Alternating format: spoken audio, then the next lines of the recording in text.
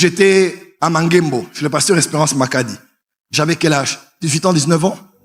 J'étais assis à l'arrière. Et un pasteur américain, fils de Creflo Dollar, est venu. Et il prêchait et il a dit, il a pris une graine de, pardon, un noyau de mangue. Il dit, qu'est-ce que vous voyez ici? Tout le monde a dit, un noyau, un noyau.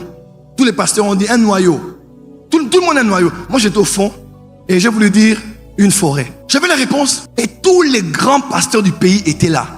Je n'oublierai jamais cela. Et je sentais qu'on me disait, va, présente-toi et dis, ce n'est pas qu'un noyau de mangue, ce n'est pas qu'un manguier, c'est une forêt de manguiers. Je le sentais en moi. Je vous dis, tous les pères de la ville étaient là. J'étais au fond. Et j'ai dit, je bégaye déjà, je vais aller bégayer devant les gens. J'ai dit, bon, ils vont croire que je suis allé me faire voir. Et si c'était pas ça? Pourquoi tu le dis toujours si ça ne marche pas? Et si ça marche? Qui ne risque rien?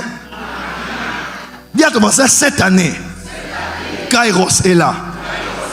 Lève-toi, jette-toi. Pasteur Tuno, je suis resté là et puis j'ai dit, bon, si Dieu veut, j'ai commencé à chercher de fois des choses comme, si Dieu le veut, que je sente le feu dans ma main. Si Dieu le veut, que je sente que j'ai envie d'aller uriner. J'ai commencé. Mais j'étais un enfant. Et j'ai vu quelqu'un qui s'est levé, qui a parlé, et il a dit, non, vous tous ici, vous avez eu faux. Ici, il y a une forêt de manguiers. Et j'ai dit, wow. Qui sait si c'était l'occasion que Dieu avait choisie pour me présenter devant le corps de Christ à l'époque. Et moi-même, je m'étais dégonflé.